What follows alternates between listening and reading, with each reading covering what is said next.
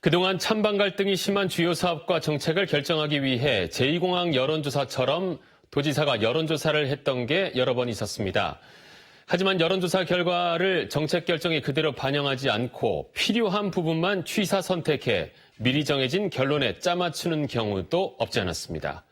제2공항 정상 추진 입장에서도 마찬가지였다는 비판이 나오고 있습니다. 신윤경 기자입니다. 제주 사회를 갈등의 경랑으로 몰아넣은 제주 해군기지 유치 결정. 지난 2007년 김태환 당시 제주도지사는 여론조사 결과를 근거로 들었습니다.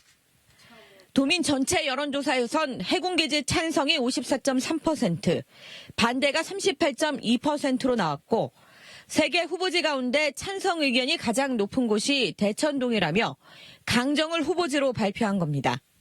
여론조사를 결정해가지고 하는데 어떻게 했습니까?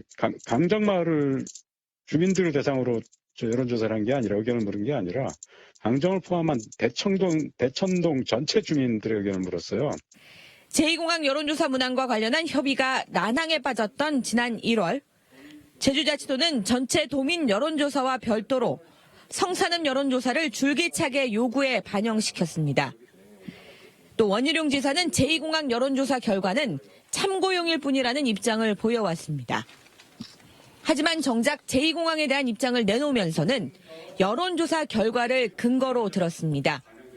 반대가 다소 많았던 전체 도민 여론조사 결과나 직접 피해를 입는 해당 지역 마을의 내용은 빼놓고 성산읍 주민들이 찬성한다는 내용만 언급했습니다. 성산 지역 주민들은 제2공항 건설에 압도적으로 찬성했습니다. 한국갤럽의 조사에서는 64.9%, 멤브레인 퍼블릭 조사에서는 65.6%의 찬성이 나왔습니다.